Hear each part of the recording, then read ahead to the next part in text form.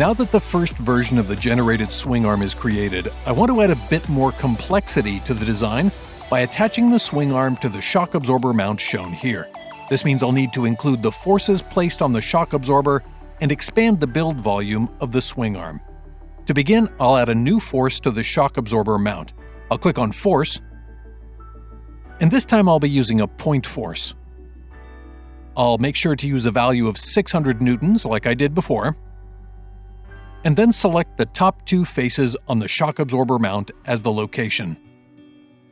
Now I want to make sure that the forces are pointing downward. To do this, I'll click on Other Direction, and then select the same vertical edge on the frame as the direction for the force.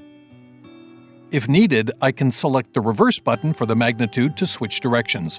Now I can click OK, and the new force is included. Now I need to redefine the build volume of the generated body so that it includes the shock absorber mount.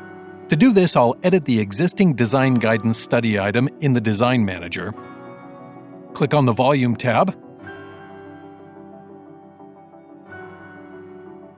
and drag the top arrow upward so that it includes the shock absorber mount.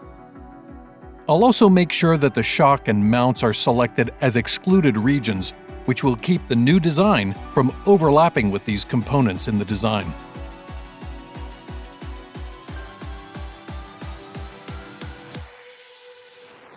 Now I can click Generate, and the swing arm regenerates to account for the new force being applied.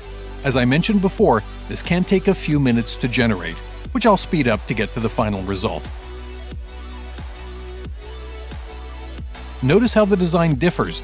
The geometry extends higher up to connect to the shock absorber, and there's significantly more support geometry interconnected between the mounting points. Now this generated body can be used as an envelope or starting point for creating the actual swing arm that'll be manufactured. By referencing this generated body, the swing arm is ensured to withstand the applied forces experienced by the motorcycle.